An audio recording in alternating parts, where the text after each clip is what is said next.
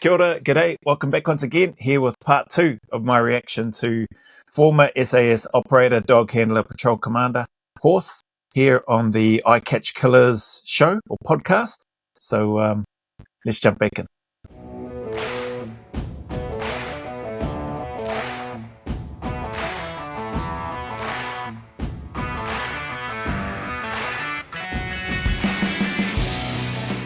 Well, it's interesting too, and maybe it's the way your positive outlook on things like ADHD. I hear so many people use that as an excuse, and you're saying, well, yeah, it's my superpower. It points me in the direction and drives me.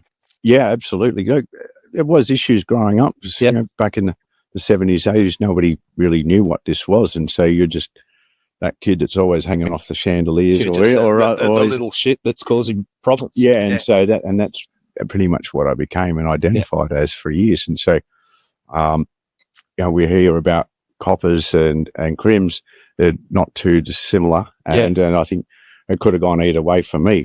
And I think if I was growing up today with cameras or on phones, I don't know if I'd have been even allowed to join the Defence Force, and so that would have pushed me in a not so wholesome direction.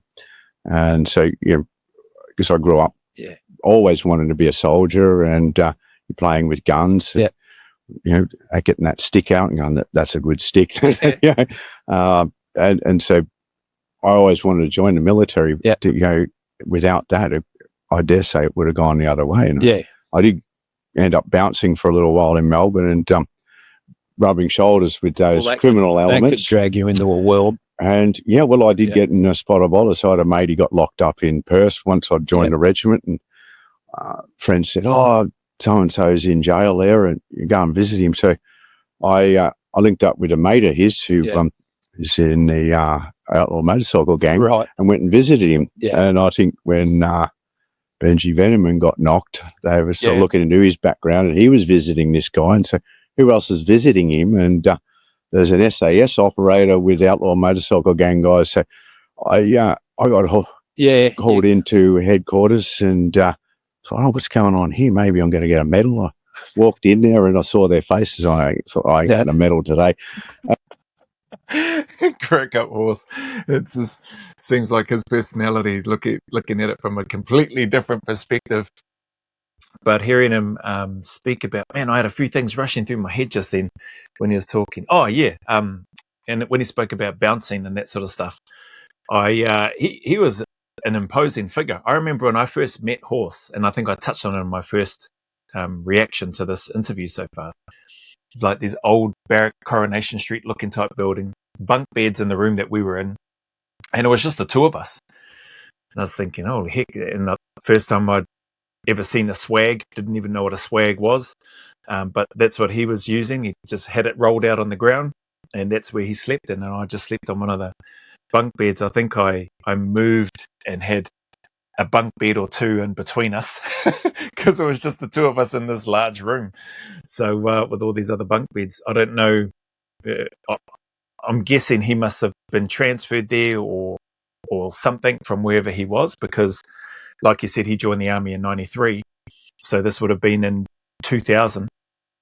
By the time I got there, nearing the end of 2000 when I would have first met him. But he's because he's quite a tall lad, and imposing, he was a very tall but solidly built as well. He wasn't a toothpick or anything like that. And you can look at him now, he's still a solid guy. So not surprising that he got into the bouncing, and would have, I would imagine he would have been quite a handful just after being tossed, after I mentioned in the first reaction as well, doing some takedown and training stuff that we were doing on the mats in the gym at the regiment at the time. One minute I'm facing him, trying to get some grips. Next minute he's grabbed me, and before I know it, I'm blinking now, looking up at the ceiling because he's just planted me on my back. So no doubt he would have he would be a handful for anybody, I reckon. I was sitting there with a cloud over my head for a year while that investigation went on. Fortunately, and I did bring that on myself to associating with them. So there's always that tendency there, and it could have gone either way.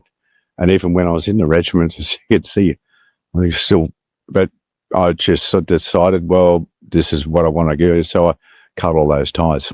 Okay, it makes sense. Your childhood, where did you grow up? Central Victoria. Yep. On a little In the bush, or 20-acre farm, about an hour north of Melbourne. Yeah.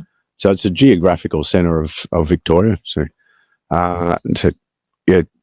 riding horses and playing with a dog. And so because of that ADHD, a little bit of spectrum stuff, I was just always in trouble. So I would gravitate out onto the outside and hang out with dogs and horses. And so that's where my affinity for animals and that connection came from. And then, lo and behold, 30 years later, I'm running or heading up the dog capability at the regiment. So that was really serendipitous, like an interesting early days, and that how carried all the way through. And the military space, the grandfather, Blue Rita, I wrote a book about him. He's got a military cross and a military medal from World War II. Yeah. So a bit of a legend there. And he was quite a mentor to me. So that was your grandfather? Grandfather, on mum's side. Okay. So and he always, all of their firstborn were a little bit crazy, and so he's telling me about my mum when I was 10. Right. And so I think it's been passed on through the genes. When he came back from the war, it got passed on, but I think he felt a little bit responsible for that. So. Did you? I'm just wondering the dynamics with your mum growing up with a dad that was a fighting soldier. Did she have concerns about you following down that path? Yeah, mum and dad did, because they would have seen the impact that it had on your grandfather, I would imagine. Well, I don't know if people understood that when you're growing up with it, you just think, oh, that's dad, but then they've been brought up by people that have been through World War II. So, there's got to be an impact there, and whether they recognised it or not. But then I think the big factor was Vietnam. Yeah. What they saw going on in Vietnam, because it was their generation. Now, Dad had haemophilia, so a blood clotting problem. So he got called up. I said, no, you can't come. So it's going to be an issue downrange. But so he never went, but they saw what occurred to friends and what went on during the Vietnam War and how they were treated when they came back too. Yeah. And so you don't want that for your kid, but all I ever wanted to do was join the military, and they tried to steer me into university, and I was just a disruptive influence in class. Although I didn't enjoy school at all. And then even I went back to uni a couple of years ago on a military scholarship, and I was still a disruptive influence in class. So nothing's changed. How old were you when you joined the army? 21. Okay. So I got put off a little bit by them steering me into uni, but in hindsight, it was just always going to happen. And basic training, once you're in there, did it fit like a glove for you? You felt this is where I belong? I thought recruit training, they get you in there and strip you of all yourself and break you down and build you up. But I was a little bit resistant to that. So the first few weeks, first 8 weeks, I was a bit of spot of bother here and there and not getting good reports. But by the end, I'd attained the standard they wanted and went on. And then we went to infantry training, and that's, I thoroughly enjoyed that. Yeah. My son did the gap year in the army. So just after he left school, and the gap year is they sign up for 12 months. Can't get deployed overseas, but the army's got them for 12 months. And I think the trade-off is that guys and girls signing up for that get a good wage and enjoy the army life. Then they leave, or the army thinks we'll convert them if we keep them there long enough. But I remember the change of my son going down to, I put it down to the best 12 months parenting I ever did. Because I saw the change in him. He went down there and he went to uni after that year. But if he went to uni at that stage, he would have stuffed up. Like, I don't think he was ready for it. He went to the army, as you said, break him down, come out, and he went from Kapuka, then the infantry, and the infantry came out a completely different person. Yeah, it changes you. Look, it does, and it built me up to achieve anyone of my looks or intellect should not expect to be able to achieve. It's great, And I got friends in Europe who, Sweden, they used to have the national service, and said, geez, we didn't like doing it at first, but then 2 years they came out and they said, in hindsight, it's the best thing they ever did. It set them up for life and gave them those structure and discipline and values that the military does. Yeah. I love that. I didn't even know anything about the gap year in Australia, so it must be something that is still available. I wonder if there's anything like that here in NZ or in other countries. But there's a, like, again, I'm biased, but there's a value in spending some time in the military. And if you get an opportunity to do a gap year or something like that, you might not stay in there the whole time, but some people might just find that it's actually what they enjoy and what they're after. So just to hear that, and that the host mentioned that his son did a gap year in the army, that's pretty cool. That's cool to have that as an option. It definitely, like the friendships, the things that Horse has just spoken about, the values, the morals, the discipline, etc. Like there's a heck of a lot of benefits to it, even with some of the bad press that it gets. But again, all places get bad press at different times. Down your throat. That obviously a hierarchy don't emulate that always. But what that gives you is just amazing, I think, and I fully support anybody going into the military. Even if you just do your 4 years, it gives you life skills. Well, in this day and age, and lots of people have lost their way for a variety of reasons, and I just saw the impact that it had on my son, and I thought it was the best thing for him, and he's kept that discipline all the way through, and it changed the person he is and a different outlook on life too. Good on him. Yeah, that's pretty cool. After you've done your basic training, you went to infantry. Where were you deployed, or where were you attached to? I wanted to go to parachute battalion, so it's 3 RAR back in the day, just down at Holsworthy here. So I spent a couple of years there, and then Dad got cooked, so I went down to Melbourne to 2 Commando Company, 2nd Commando, and came off a motorbike there and broke my pelvis. So I was like, that hurts. Yeah, because I always wanted to go to the SAS, and then broken pelvis. They said, well, you're not going to run ever again. You'll be lucky to walk. And so, well, we proved them wrong. It just shows what they know, eh? Yeah, I love that. We'll prove them wrong. I didn't know that about him having broken his pelvis either. So he was at 3 RAR first, and it sounds like then he went to the Reserve Commando Unit. So I wonder if he'll talk about. So I wonder if when I met him in 2000, end of 2000, I'm sure it was the end of 2000, because I'd not long been in Holsworthy. I wonder if he must have just got there around about that same time. But anyway, hopefully we'll see or we'll hear. So that put things back a little bit. And then Timor came up, and I was starting to get fit again. And so I went off with 2 Commando. Timor in 2001. Then came back from that. And I was also wrestling, and I tried out for the Australian team at Commonwealth Games. Oh, right. Bloody hell. Wrestling, tried out for the Australian team Commonwealth Games. I don't feel so bad about getting tossed on my backside and looking up at the ceiling now. I'm going to expand on that story and say, I was wrestling a Australian Commonwealth Games wrestler, and I got put on my backside. That's what I'll probably stitch the story up to be anyway, but pretty cool. So he said he went to, actually that makes sense. There were some 1 Commando guys because I was with 4 RAR, but there were some Reserve and 1 Commando guys that came over with 4 RAR during that deployment to East Timor as well. So we were there around about the same time, but we weren't in the same. I don't know whether he might have gone to a rifle company. I was fortunate to end up to go to Recce Platoon in my time at 4 RAR. But there were a bunch of they would call them chocos, reserves, TF soldiers. So obviously he was with 1 Commando and then come over on. We must have been there in country at the same time. Chocos. I'd asked some of the Aussie lads when I was in 4 RAR and Recon Platoon, why do they call their reserves or TF chocos? And the only response that I got was because they're chocolate soldiers, is what this guy said. And they melt in the sun. I was like, oh, so the chocos are like, they were also like a lolly, a snack, candy. Americans might use the term.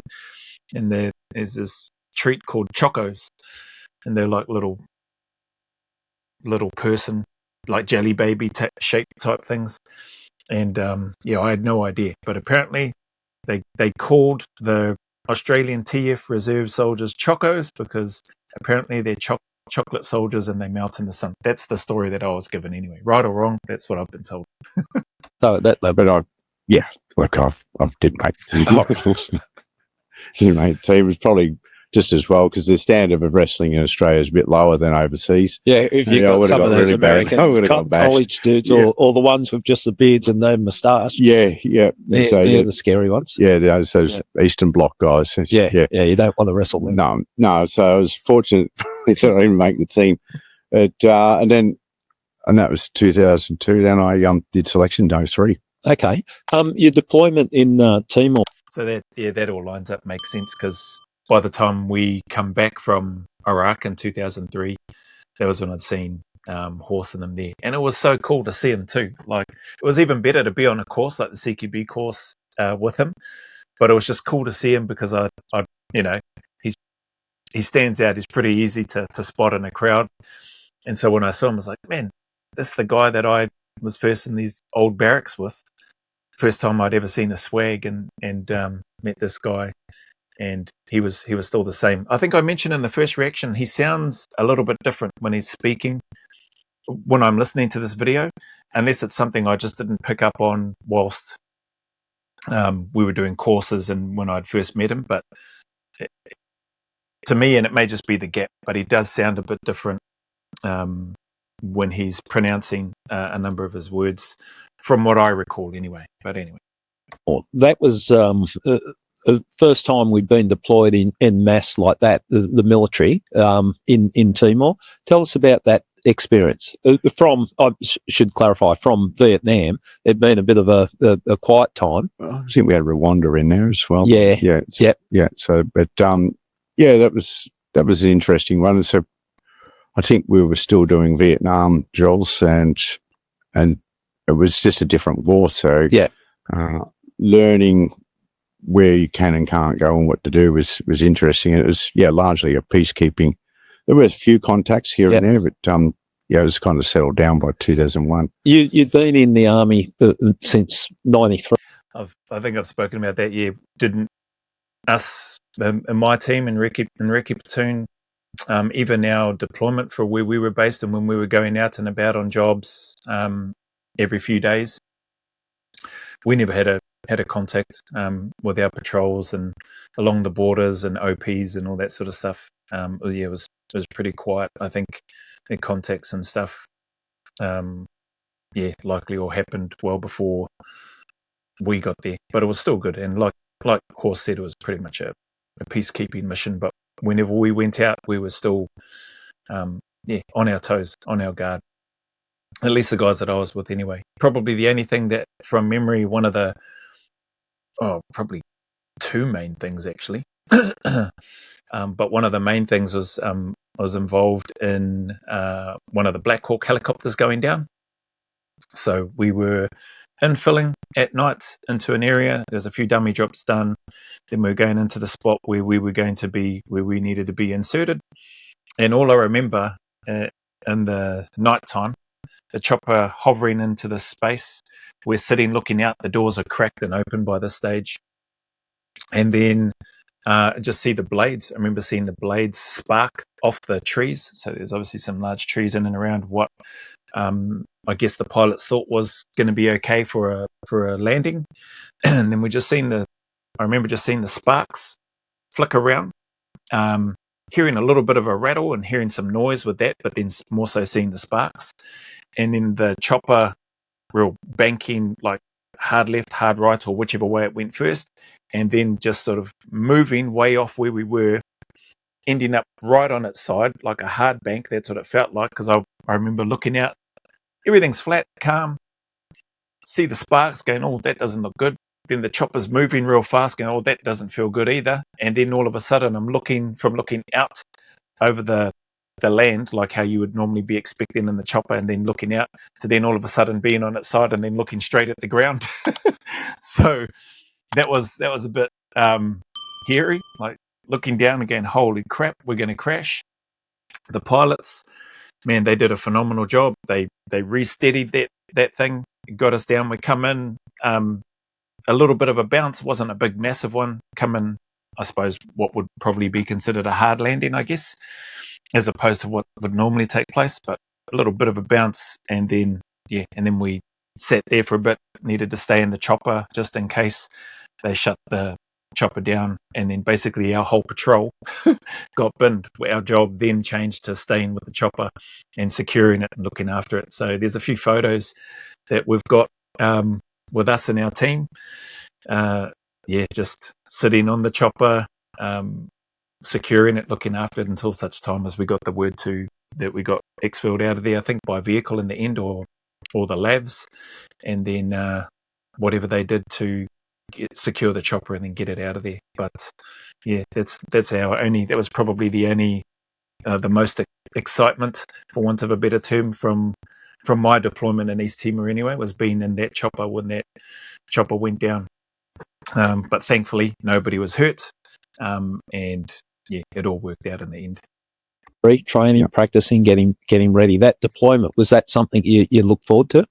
Yeah, actually putting in the practice what you've been training for. Absolutely. And so, even though what's happened to us from Afghanistan, I'm glad, and I consider myself blessed that I got the opportunity to go down range on operations, serve the country. But you get to scratch that itch too. And I can't imagine what it would have been like for the guys carrying that torch through the this late 70s into the 80s. That never got to go anywhere. Yeah, and when people say that, it's misconstrued that, oh, you're warmonger, you want to go to war. I don't look at it that way. Perhaps you could shed some light on it, but you train for something. This is the role that you signed up for, and when you get, it's like on a lesser scale being a football player and not getting to play a game, training and never get out on the field. So I can understand the desire to actually put all your training into practice. Yeah, I believe you join up to go and serve the country and do these things, and it's a little bit of a boy's own adventure too. So, but young men going and testing themselves, it's in your DNA, and so it's not like you're a warmonger. In fact, you went over there to do good, to protect people while serving the country. So it's kind of an honourable cause. You're going over there to do the right thing, and people say, oh, how many people did you kill? Well, yeah, okay, there is a number, but I think it's more important there's a large number also of the people that I could have killed and justified, but didn't. And so we're there to rise above the chaos and the psychopaths that are out there. Because once again, people say, oh, you're getting accused of war crimes. It's war. You go over there and do anything. Well, that's not true. Yeah. We're over there and taking a higher moral ground. As you would have experienced with the coppers, you're out there to do a job and provide a bit of stability. Because some of the people you're dealing with, you would spit on them, and you want to put a bullet in their head, but you don't. And there would have been times, no doubt, for you and so for me, that you could have done it and got away with it. But that's not what we're there for, because then, it's Nietzsche's abyss, or those that deal with monsters beware of becoming a monster. And so that's what my answer is to that one. Yeah, I love his comment on there. Just mindful of the time. It's these are the types of men, like I've spoken about in other videos. And even though he come in just not long after I was already there in the regiment, I mean, he went on to stay there much longer than I did, all through the GWAT, etc. These are the types of men that I recall that I had the privilege to serve alongside, even though Horse and I weren't in the same squadron, but the same ilk, for want of a better term. The senior guys that were already in the squadron that I was lucky enough to get into, and the troop that I was part of, those are the types of men that I had the privilege to serve with. And I shared that example with the contact where we had more than a dozen of the Iraqi forces that surrendered to us. And like you said, any one of us could have dropped those guys. We received instructions that from the American leader in command at that time that they were in no position to take any POWs. Basically, it was going to be left up to us. And we used our ROEs and our moral compass and the values that we have and that are instilled and that are lived by the operators within the regiment to make those decisions. Because we still need to be able to look at ourselves in the mirror and live with ourselves. And like you said, you don't want to be, becoming a monster. So, yeah, just really pleased to hear and see somebody like Horse out here doing this and speaking and sharing some of his examples to try to rise above the chaos, as he mentioned, and to, it's a hard space, and people might say it's war. You do whatever you need to do in war. I think time, place, and circumstance, there may be times where you need to have that switch to, okay, I need to do this thing. But by and large, where there's opportunities and moments where you don't have to, and obviously Horse has experienced a number of those based on what he's said without going into a lot of detail, then, you make those decisions. You live and die by them. And clearly Horse, along with many others within the regiment, made really good decisions, probably some hard ones as well at the same time, no doubt. But yeah, they're not warmongers and they're not murderers. That's what I'd say about that. Yeah, I get what you're saying, and I can relate that. You did some, or I did some jobs in policing, and it was about the restraint that you showed. And quite often, I had people, you locked up this person. What did you do? Did you, bash them or whatever? That's not what it's about. Like it's you're lowered to their standard if you drop down to their standard. Yeah, well, you become part of the problem. Yeah, for sure. And then you go, this is where we end up with royal commissions. Yeah. Because I think, sorry to interrupt, I'll probably wrap it up on here. I think with part of that, and maybe they'll talk about it when I come back for the part 3 of the reaction. But I think there's also a point, and sorry to cut Horse off as well, but I think there's also a point in conflict, in war, whereby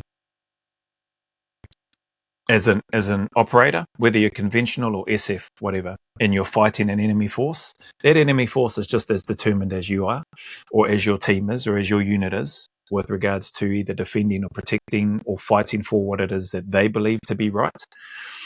And when that happens, and that violence comes, you need to be, there is I feel anyway, because I've felt it, there needs to come a point where you're not looking to match that level of violence that's coming towards you.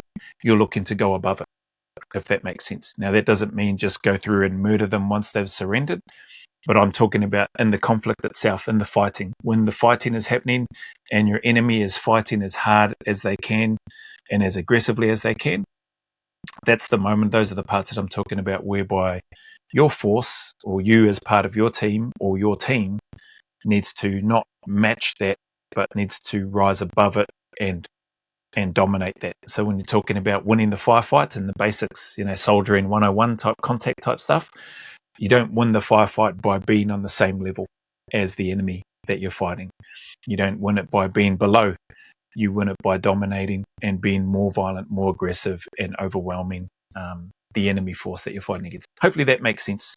But there's just that element too. So it's not about being overly concerned with rules of engagement and all that sort of thing. Those things, I think anyway, are going to take care of themselves. They're fairly plain to see. If somebody has legitimately and clearly surrendered and you can see all of that, you don't need to worry about engaging that person. However, at the same time, in the heat of the moment, based on what may have just happened, based on what somebody may have just seen that person do, there could be a whole bunch of things that may happen under the term that gets used, the fog of war. Whatever that means, I don't know what that means. But needless to say, emotions can run high. And if you've been fighting hard and things have happened on both sides, decisions could possibly be made which may not be in line with what you might expect from an individual. I'm not saying that stuff has happened, and I personally haven't witnessed any of that. What I'm trying to share there is that I could, to a degree, I could understand how emotions could run high. But based on what Horse is saying with regards to that, and trying to not be part of the problem and be part of the solution, and exercising that wisdom to a degree, and exercising that restraint where applicable, that's all part of the process with regards to the training. That's why ROEs exist, and that's why the training to the level that's provided is taught. And so, yeah, hopefully that makes sense anyway. But we'll come back to this in another reaction down the track. So anyway, if you made it this far, appreciate your time and your support as always. It really does mean the world to me. So thank you very much. And as always, the message is the same, mate. Regardless of your challenges, trials, obstacles that you may be going through, man, I just encourage you to keep turning up, keep staying in the fight, put one foot in front of the other, and just take one day at a time. Know and trust that things can do and will get better, and that the sun will shine again. There are better days ahead, and those better days are closer than you think. So just stick at it. As always, go always a little further. Remember, who dares wins and who cares wins. And until the next video, there's a big mana wave coming from me to you, filled with my aroha, respect, appreciation, and gratitude for you all.